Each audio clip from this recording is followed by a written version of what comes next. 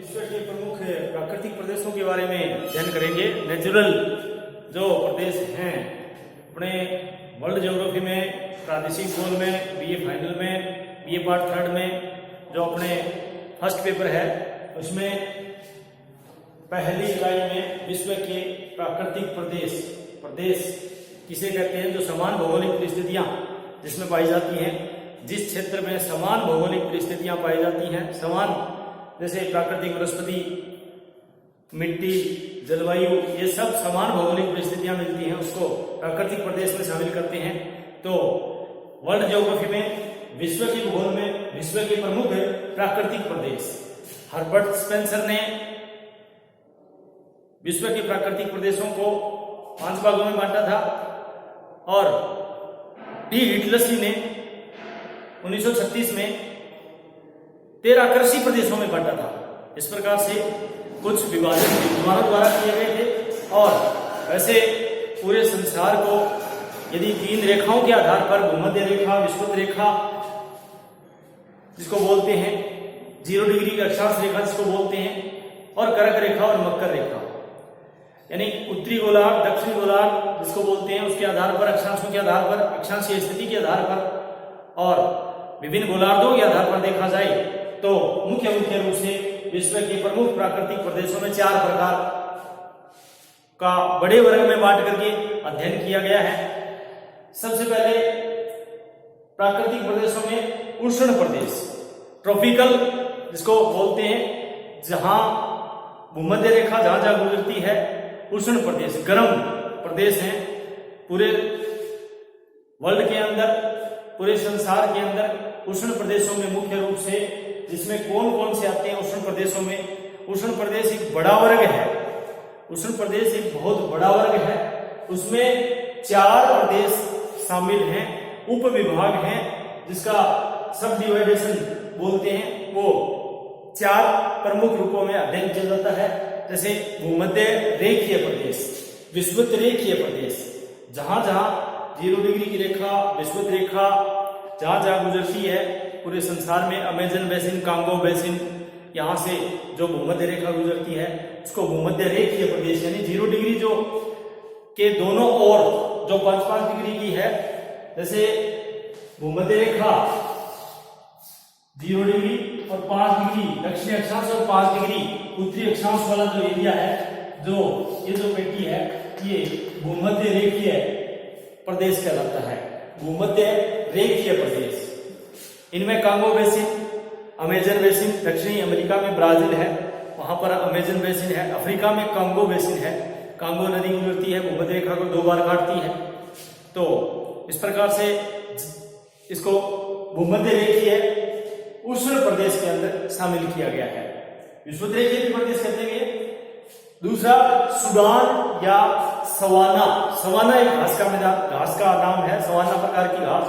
Sudan जैसे Africa के अंदर एक सूडान देश है, तो उसको सूडान तुल्य या सूडान प्रकार की जो जलवायु पाई जाती है, या सवाना प्रकार की जो जलवायु पाई जाती है, सवाना एक प्रकार की अफ्रीका में पाई जाने वाली जो उष्ण मरुस्थलीय घास के मैदानों को अफ्रीका में सवाना घास के मैदान के नाम से भी जाना जाता है। तो सूडान या अथवा सवाना प्रदेश। तीसरा है मानसूनी प्रदेश, मानसून प्रदेश। मानसून एक अरबी भाषा का शब्द है, मौसम शब्द से बना है, जिसे 6 महीने स्थल से चलने वाली हवाएं और 6 महीने जल से स्थल की ओर, 6 महीने स्थल से जल की ओर चलने वाली हवाओं से है, ऋतुओं से है। तो ये मानसूनी प्रदेश जैसे अपने दक्षिण पूर्वी एशिया के जो भाग है, अपने जो भारत है, पाकिस्तान है, इंडोनेशिया है, ये थाईलैंड है, बर्मा है, कंबोडिया है, जो क्षेत्र मानसूनी क्षेत्र में आते हैं, मानसूनी जलवायु में आते हैं, उनको मानसून प्रदेश कहा है, मानसून प्रदेश। इसके बाद में सहारा, जो सबसे बड़ा विश्व का मरुस्थल है अफ्रीका में, सहारा मरुस्थल, जो पूरे वर्ल्ड के अंदर, संसार के अंदर पूरे सबसे बड़ा मरुस्थलों में, जैसे अटाकामा, सोनोरान, उत्तरी अमेरिका, दक्षिण अमेरिका, ऑस्ट्रेलिया का महान मरुस्थल है, गोबी का जो ठंडा मरुस्थल है, अपने मंगोलिया में गोबी का मरुस्थल है, वो एक ठंडा मरुस्थल है। और ये गर्म मरुस्थलों की बात आ रही है। तो ऑस्ट्रेलिया का महान मरुस्थल है पश्चिमी भाग में, और सोनोरान, आटाकामा, ये दोनों उत्तरी अमेरिका और दक्षिण अमेरिका में है। थार का मरुस्थल अपने एशिया में, जो विशेष करके पश्चिमी भारत और पाकिस्तान में थार का मरुस्थल। तो कालाहारी मरुस्थल, इन मरुस्थलों में सहारा मरुस्थल अफ्रीका में है सबसे बड़ा। तो अफ्रीका में जो सहारा या मरुस्थलीय प्रदेश, ये 4 भाग उष्ण मरुस्थलीय प्रदेश में भूमध्य रेखीय, सूडान या समाना और मानसूनी या सहारा। इसके बाद में दूसरा गर्म शीतोष्ण, शीतोष्ण घास के मैदान जिसको बोलते हैं अपने, गर्म भी है। भारत के बीच में कर्क रेखा गुजरती है। कर्क रेखा भारत को 2 भागों में बांटती है, उष्ण और शीतोष्ण। भारत का जो कर्क रेखा के दक्षिण में भाग में है वो उष्ण, और जो कर्क रेखा के उत्तर में है वो शीतोष्ण। तो शीतोष्ण का मतलब शीत प्लस उष्ण, यानी गर्मी और सर्दी दोनों। तो ये इस प्रकार से गर्म शीतोष्ण, कुछ घास के मैदान भी हैं। गर्म शीतोष्ण अलग अलग क्षेत्रों में अलग अलग नाम से जाने जाते हैं, जैसे दक्षिण अमेरिका में पंपास, वेनेजुएला में लानोज। इस प्रकार से अमेरिका में, उत्तरी अमेरिका में जैसे रूस में, साइबेरिया में अपने स्टेपीज और प्रेरीज, उत्तरी अमेरिका में प्रेरीज घास के मैदान है ये। तो इसमें सबसे बड़ा भाग भूमध्य सागरीय प्रदेश। भूमध्य सागरीय प्रदेश का मतलब भूमध्य सागर के आसपास का एरिया तो है ही। इसमें जैसे यूरोप के अंदर यूरोपीय जो कंट्री हैं, भूमध्य सागरीय प्रदेश, भूमध्य सागरीय प्रदेश का मतलब ये हुआ कि 30 डिग्री से 40 डिग्री, दोनों गोलार्धों में 30 डिग्री से 40 डिग्री के बीच में जो क्षेत्र आते हैं, इनमें कौन कौन से क्षेत्र आते हैं भूमध्य सागरीय प्रदेश में?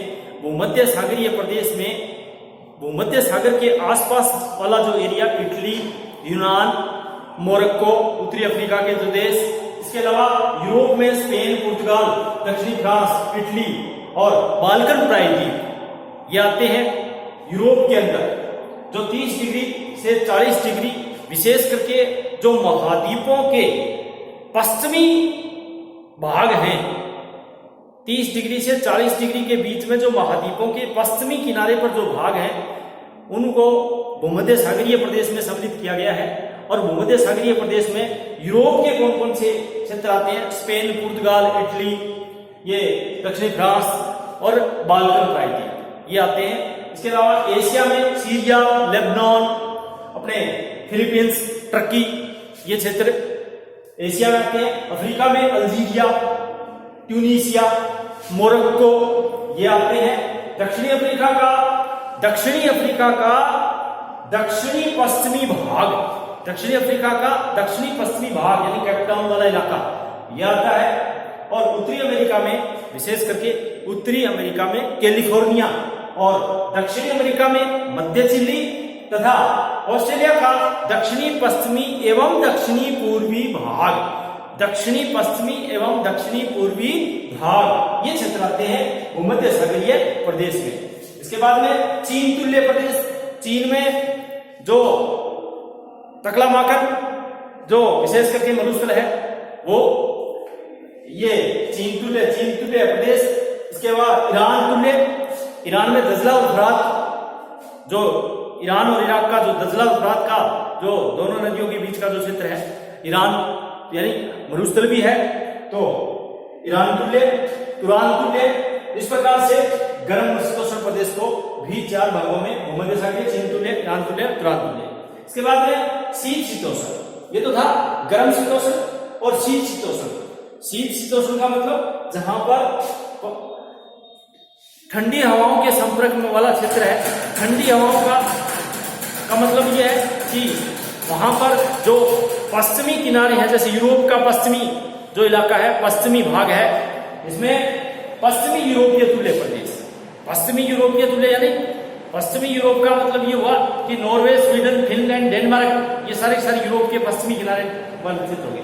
वहां पर सभी ठंडी धाराएं बहती हैं, तो ठंडा इलाका है शीत। इसके बाद में सेंट लॉरेंस, ये अपने यूं समझिएगा सेंट लॉरेंस प्रदेश भी है, सेंट लॉरेंस नदी भी है, और यूएसए के अंदर और यूरोप के अंदर जो ठंडी धाराएं चलती हैं सेंट लॉरेंस, तो इसको सेंट लॉरेंस प्रदेश में रख दिया। स्टेपीज घास के मैदान होते हैं अपने साइबेरिया में, स्टेपीज कहते हैं जो अपने घास के मैदान होते हैं, शीतोष्ण घास के मैदान। और उत्तरी अमेरिका में विशेष करके जो रॉकीज पर्वतमाला है उसके तलहटी में जो घास के मैदान है उसको प्रेरीज के नाम से जाना जाता है। तो ये स्टेपीज का मतलब उत्तरी साइबेरिया में पाया जाने वाला घास का मैदान जो रूस में पाया जाता है वो स्टेपीज प्रकार की वहां पर जलवायु पाई जाती है। इसके बाद में चौथा शीत प्रदेश। शीत का मतलब ठंडा, और इसमें भी दो प्रकार का, एक तो टेगा और एक टुंड्रा। टेगा नाम की वनस्पति जिसमें कोणधारी वन पाए जाते हैं, नुकीली पत्तियां होती हैं, तना लंबा होता है, तो टेगा। और टुंड्रा यानी जहां पर कनाडा, यूएसए, उत्तरी साइबेरिया, यहाँ ये वाला इलाका जहां पर टुंड्रा नाम की वनस्पति पाई जाती है, और इसको दो भागों में बांट करके टेगा और टुंड्रा, इस प्रकार से मोटे मोटे रूप से उष्ण प्रदेश, गर्म शीतोष्ण, शीत शीतोष्ण और शीत प्रदेश चार भागों में बांट करके प्राकृतिक विश्व के संपूर्ण प्राकृतिक प्रदेशों को चार भागों में बांट करके अध्ययन किया जाता है। और इसको हर्बर्ट स्पेंसर ने मुख्य रूप से 5 भागों में बांटा था। एक डी हेनरी नाम का विद्वान था, कृषि विशेषज्ञ था, वो कृषि के आधार पर सभी पूरे संसार को 13 कृषि प्रदेशों में भी चलवासी पशुचारण है, अपने बागाती कृषि है, वो इन्हीं प्रदेशों में जो डी हेनरी ने वर्गीकरण किया था वो आगे कृषि प्रदेशों में आएंगे। लेकिन ये प्राकृतिक प्रदेश है।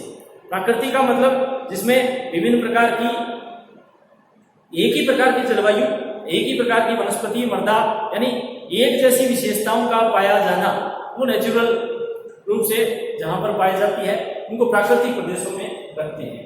कुल मिलाकर के अपने विश्व के प्रमुख प्राकृतिक प्रदेशों में जो अपने सिलेबस में है, जो भूमध्य सागरीय प्रदेशों में आगे डिटेल में आएगा, जैसे मानसूनी प्रदेश, भूमध्य सागरीय प्रदेश, उष्ण मरुस्थलीय प्रदेश, उसमें सारे मरुस्थल आएंगे, सहारा, थार और सोनोरान, आटाकामा जिसको कैलिफोर्निया और मध्य चिली का मरुस्थल है, और दक्षिणी अफ्रीका का जो कालाहारी मरुस्थल है सहारा है, और ऑस्ट्रेलिया का महान मरुस्थल है। ये सारे टोटल मरुस्थल इसको उष्ण मरुस्थलीय प्रदेश में शामिल करेंगे।